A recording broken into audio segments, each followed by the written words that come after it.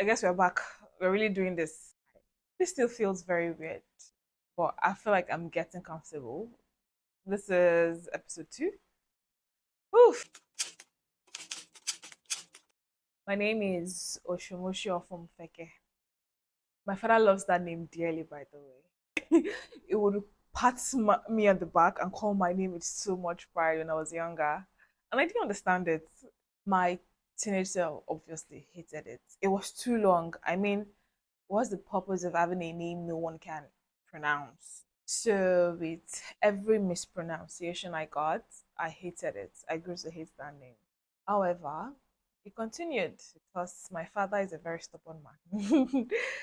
It is only in retrospect that I can now see that my name has pushed me to the core of my purpose in life, which is to serve God. I think I realized this only a few years later, like not when I was younger, but obviously when I became an adult. So my beautiful name, Oshomoshi Ofumfeke, means God is worthy to be praised. And what a privilege it is to worship God. It's funny how my middle name means everyone is born to birth things, or everyone is born to create, or everyone is born to born. I think our names are not just names. I think that our names are prophecies into who we become. Our birth an answer to a silent prayer and a reflection of hope carried before us or kind of like passed on to us.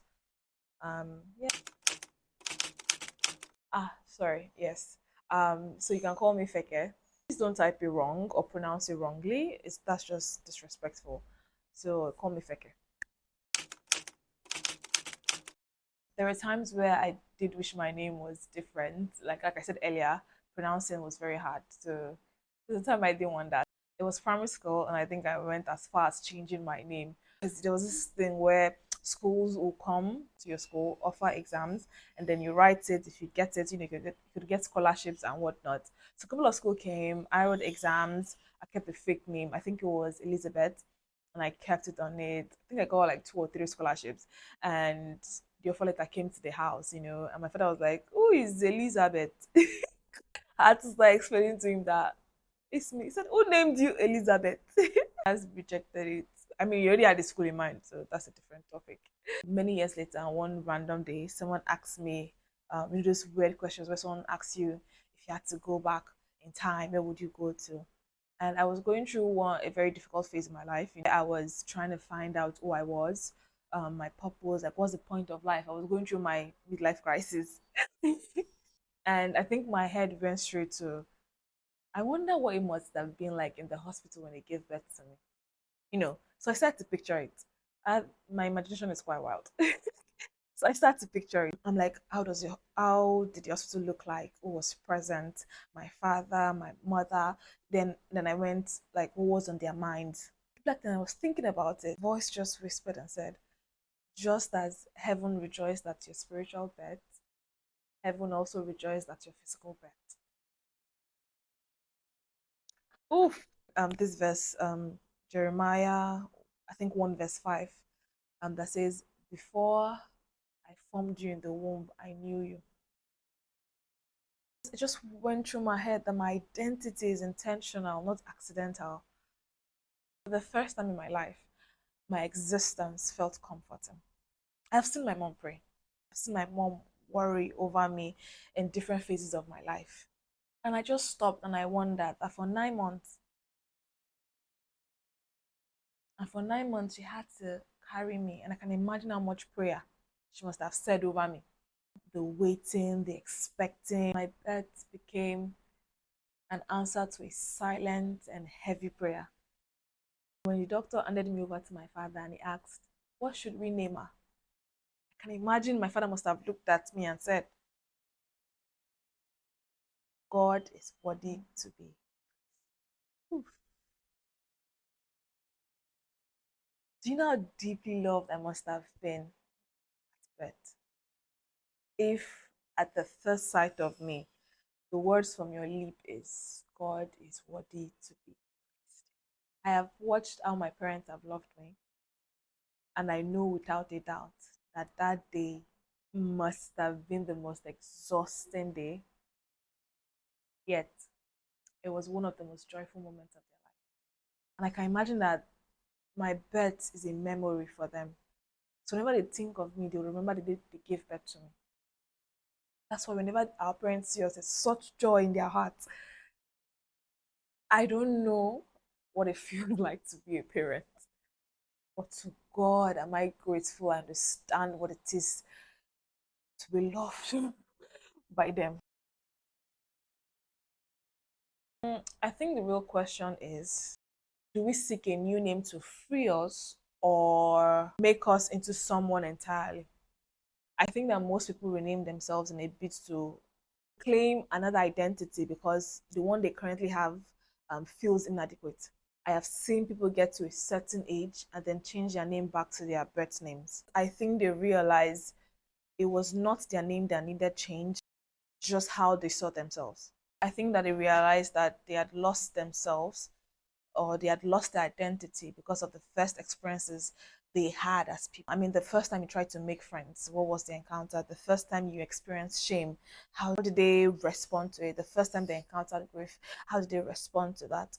And because of how they um, form the identity and they hate the identity or dislike it or they feel it's inadequate, they then put it aside and decide if I give myself a new name, maybe, just maybe I can reinvent myself and be a certain person with a certain kind of emotion.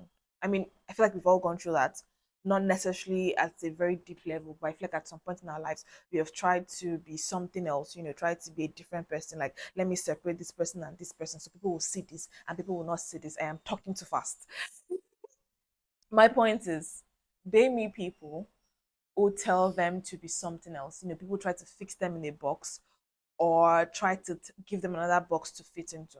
Regardless, they somehow find their way back and they go back to reclaiming their pet names and their old identity and discovering who they are. And I celebrate people like that. It takes so much for you to learn an identity, unlearn all of that, and come back to the real you, who is whatever it is.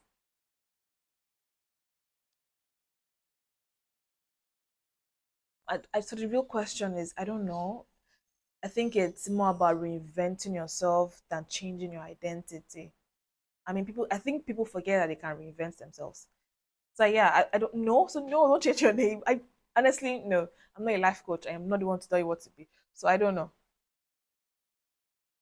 A name is not just a name.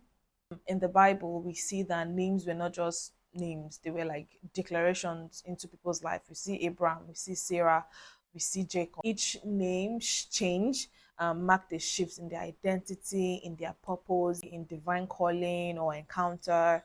There was a reason for all of that. Every institution, we are known by certain numbers. School, your matriculation number. At the bank, it's your account number. For the government, it's your BVN or social security number, but never our names. The God who made the constellations, the seas, the mountains, 100,000 colors, calls you by your name. I think it's Isaiah 43, verse 1, where it says, I have called you by your name. You are mine.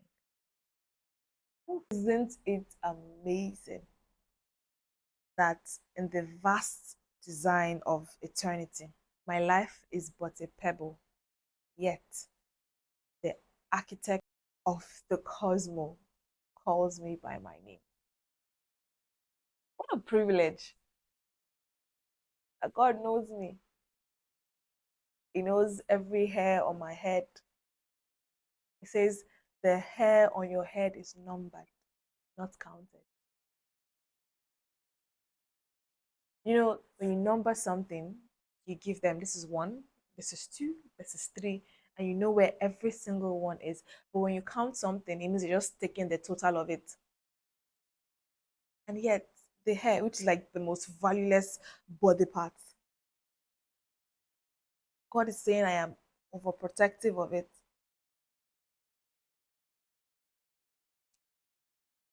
You know, deeply love it. I guess my 10 minutes is up.